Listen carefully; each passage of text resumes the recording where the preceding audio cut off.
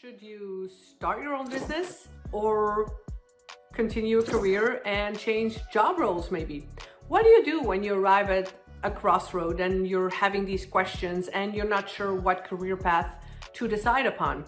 What do you do when you're in a job, you've been doing that for so many years, you have familiarity, you know what to do, you have a good routine, you have a good paycheck, a good title, a good status, but you're not feeling like it's fulfilling you and it doesn't feel meaningful to you and you just don't know what to do. I've so been there, and for me, the answer was starting my own business and having the freedom that I really wanted. But is that the right answer for you?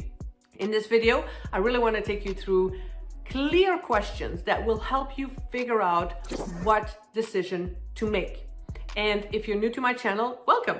We're talking about escaping your job and escaping your 9 to 5 or 5 to 9 and transitioning, not jumping, not taking the leap, but transitioning with a clear plan and a clear roadmap to live the life that you love and turning your passion into income. And remember that with this video, after you answered and you went through these questions with me, you download that free guide below, which has more information, guidance for you to continue after this video. So make sure to download that. And by the way, hit the like button and the subscribe button. That would be so kind of you if you like this content. Now, I've been there, okay? I've been in a very stressful corporate job and I wasn't feeling fulfilled. So what I wanted was freedom, the freedom to travel like I am now and always being in different locations. And what I found myself doing was every 1.5 to 2 years, I was changing jobs. And I was always looking outside of myself and thinking, oh, but I need a new challenge. I just need another challenge and that will make me happy. Oh, a new, something new to learn. That will make me happy. Result, I burned out.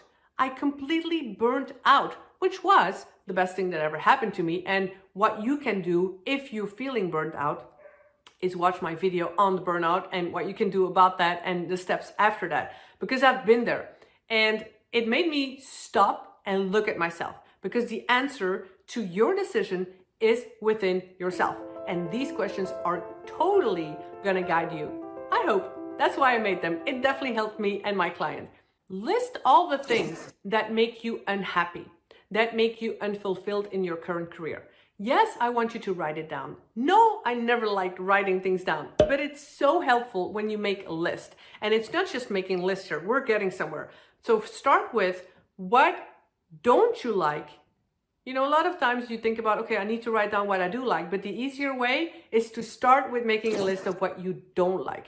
What makes you unhappy in your current job? It could be the schedule. It could be the commuting. It could be traveling a lot. It could be the office hours or the times to work, or maybe the weekends or evening works. It could be your colleagues. It could be your boss. It could be the type of tasks that you need to do. What are all the things that you don't like about your current job? Maybe you lack time for your family. You lack time to go to the gym, which is one of my things.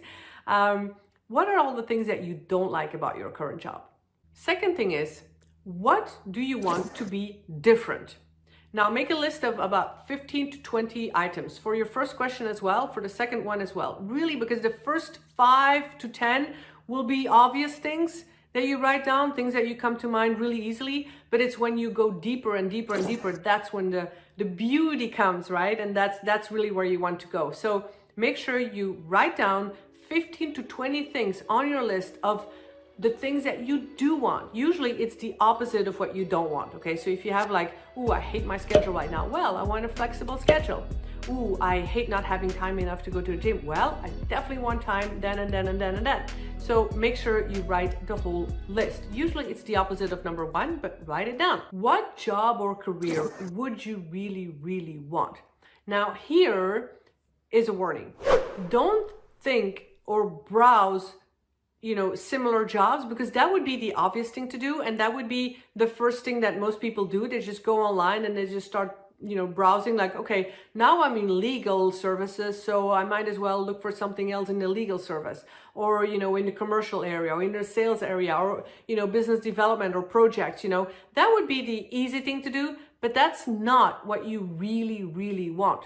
So I want you to make a list of at least 5 things that you're thinking completely outside of the box of what it is that you really want. Now, this is an exercise that can take a while. I force my client to sit with this. I ask them thorough questions to get to that point of what you really, really want. This is where it's really helpful to have someone to guide you through more questions to find out what you really, really want and not stay stuck in, okay, the obvious things, you know, the things that you're familiar with, the things that you feel comfortable with. So this is a really important question. Number 4 is, does this really excite you? And this is really golden, because if you made a list of things like, yeah, I can do that. That career, yeah, I can do that. But what is the one thing on that list that you're like, oh my gosh, if I could do that, oh, it would be a dream come true. And it would also scare you because you have no idea how to do it. And that's where the fun is, you know, that's where, when I talk about how to create a real goal, I have a video on that. It's like, it's super exciting, but it's also super scary. I'll link to that video below and up here. It's super scary and super exciting because you don't know how to do it, but you know, like, oh, that's really super exciting. So if the answer is yes, it excites me, I would like to do that job, then go ahead and find jobs like what you listed. Find that online, do a job search, do a career search, like go and find that. If you wrote down a whole list and those jobs are not exciting you, then the answer is probably to start your own business, to do and create what you want to do. And that's where I have a download below that's called Find Your Sweet Spot. Because what is that sweet spot that is not just, ooh, I'm passionate about sewing, I'm passionate about singing, I'm passionate about cooking, but it doesn't make money?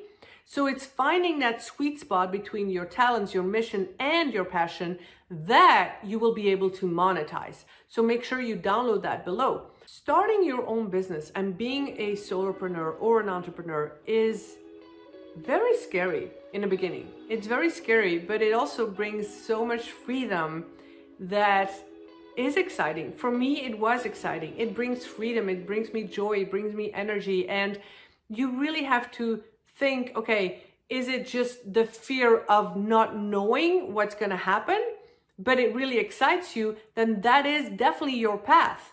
Because yes, it's scary for all of us. It's scary because it's unknown. You don't know what's going to happen. It's scary because you have to start something new. You have to find clients. You have no structure. You need discipline. You need to figure out a lot of things, but it's through the figuring out, through the fear, that you learn and grow.